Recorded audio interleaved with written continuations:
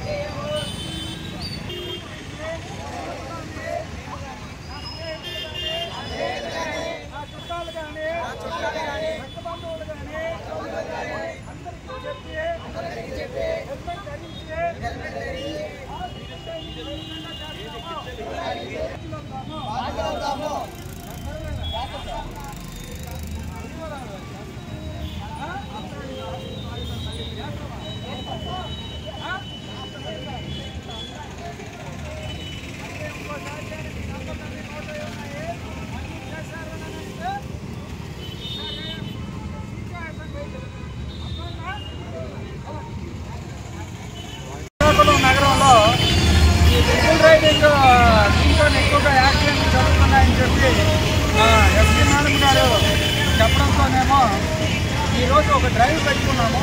ఎక్కడైతే ఎక్కువ మంది ఇచ్చేస్తున్నారో, ఎవరైతే ట్రాఫిక్ రూల్స్ని ట్రిపుల్ రైడింగ్ ద్వారా వైలేట్ చేస్తున్నారో వాళ్ళందరికీ కౌన్సిలింగ్ చేసి వాళ్ళలోనే ఒక పరివర్తన తీసుకురావాలనే ఒక ఉద్దేశంతో ఈరోజు డ్రైవ్ అనేది పెట్టుకున్నాము.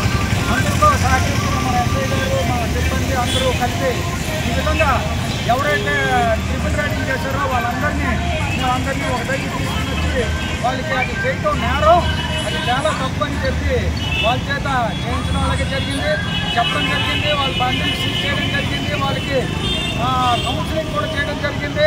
అదేవిధంగా వాళ్ళకి చేత ప్రమాణం కూడా చేయించాము, ఇక ముందు అలా చేయమని చెప్పేసి.